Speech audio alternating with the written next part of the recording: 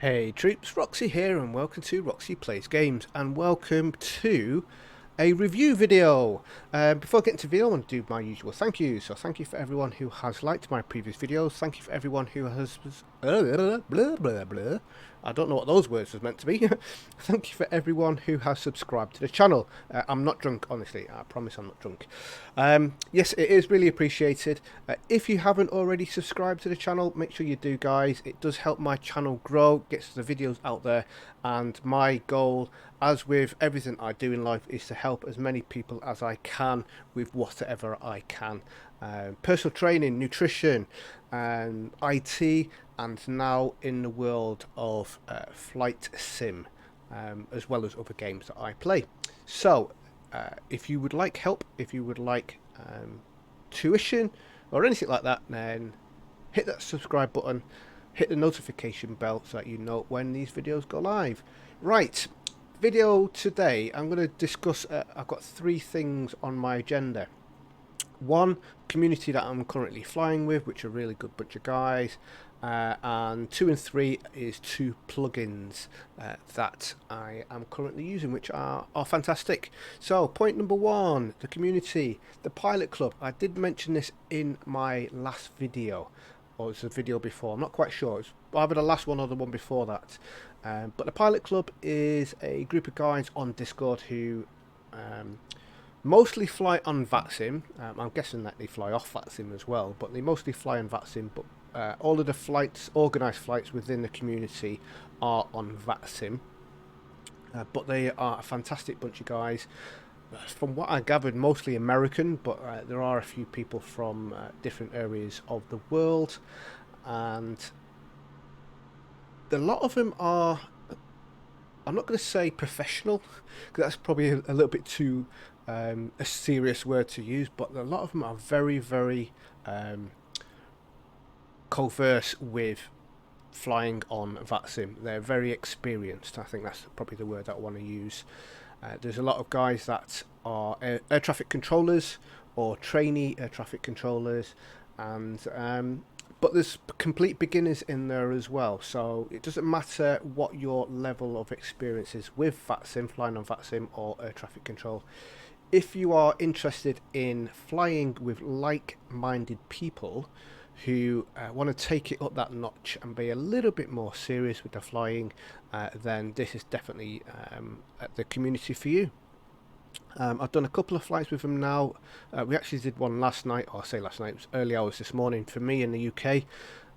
Unfortunately, it didn't go too well because my sim froze, I don't know, 40-50 minutes into the flight, and I couldn't do anything. I couldn't Alt-Tab, I couldn't Control-Alt-Delete, nothing would work, my mouse wouldn't click on anything, so I ended up having to fat finger the power button, which obviously is not the best thing to do.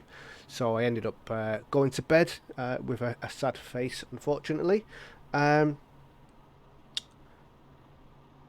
we did a flight last Sunday, and we're doing another flight on it's Sunday today, and we're doing a flight on next Sunday, and it's another flight out in America. I don't know, I can't remember how long the flight is, but it'll be around about an hour and a half to 2 hours, I would imagine. And you are more than welcome to tag along if you wish. I'm going to put a link to the Discord channel in the description below. Definitely go and check him out. So if you're interested in flying on Vatsim, if you're interested in learning to fly on Vatsim, then obviously, as well as my tutorial videos, you've got this great community of guys and girls to help you out. So yeah, definitely recommend. Second thing I wanted to talk about is a couple of plugins. One of them is called Pushback. Now, I've been using this for a little while. There are a few videos out there for this particular plugin. You can get this from here. It's called Toolbar Pushback. You can get it from flightsim.to. I'll put a link in the description below for this as well. Really, really simple. All you do is scroll down to the download button, hit the download button, extract the zip file, and stick it into your community folder, and it's simple as that. Done. You then get this little icon of the plane, the little tug, and you can do everything that you everything they can do on the tablet within, obviously if you've got the fly-by-wire mod, everything you can do on the tablet or through talking to ATC, which is really, really stupid if you've asked me, because it's so delayed in what it's doing. Half an hour later you actually get what you want. You can do everything within this, so you can call your power truck, you can call baggage, opens the doors automatically, you can do catering, everything. You can call the jetway or the stairs depending on whether you've got jetways or stairs available. So you got all of them. Put all of them back, but this is the cool part that I mean, that's great, don't get me wrong, and I was doing that through the tablet, so that's all fine. But this is the bit that I really, really like. And although I can do most of this within the tablet, it has got a few extra bits that you can't do on the tablet. So we can call for the tug, and we can do our pushback as you would, like I say, you could do in the tablet, or through talking to ATC. But here's the things that you can do. You can control the speed depending on how fast or slow you want it to move. You can control the direction. You can either use your mouse to move this bar, or you can use your rudder control, whatever you got set for your rudder control. So you can see my rudder's moving here, but I'm moving, that will control the tug direction. But here's the extra icing on the cake, so to speak, is you can go forwards as well as backwards. So all we've got to do is release our parking brake, or hit your button, whatever you got to do that, and then let's go backwards, and you can do everything. You can, like I say, you can go really slowly, you can go really fast, or you can go obviously a suitable speed.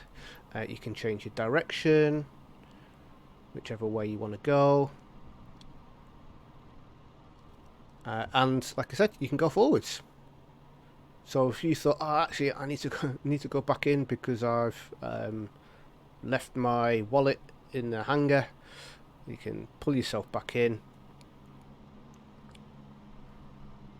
get ourselves lined up, and then end pushback, put on your parking brake, and then call the jetway back in again. Sorry guys, we're getting off the plane. We've got no fuel on board. So yeah, really, really cool. This is possibly one of the best things that I've seen as far as pushback. Better pushback in X-Plane 11 was fantastic, but that was all pre-programmed. You programmed where you wanted to go, hit a button and it would do it automatically. Really good, but you had no control. Once it started, you had no control over it other than stopping and cancelling it, and there was a big delay in doing that. Whereas this, it's all instant. You know, you want to go left, you go left. You want to go right, you want to go right. You know, you just click those left and right buttons. You can control the speed. So if you're in a busy airport, like when I was in Boston last night, there was 60 departures and 60 arrivals. It took over half an hour from me pushing back to actually departing. It was just crazy. But yeah, controlling the speed, I could, you know, maneuver myself everywhere that I wanted to with finesse. So yeah, pushback. On flightsim.tl, Toolbar Pushback, definitely a great recommendation. And then the second thing, or the last thing I wanted to talk about, is this new thing that has literally just popped under, or popped into my radar, so to speak, is Navigrapht Charts. Now, for those of you that know, let me open this up. For those of you that know, I've been using Navigrapht Charts for my flights, and nothing's changed there. I have the Navigrapht Charts, and I can do everything that I need to do within there. I can go in and clicking on the wrong button there, and go in, load in a flight. So let's say if I was doing this flight here, and then I can go in and get all of my particular charts up as normal. That is still there, but this is a program that obviously is taking up resources, and with Microsoft Flight Simulator, which is resource hungry, you want to kind of have minimal things running. Now obviously I've got this running, I've got Sim Toolkit Pro running.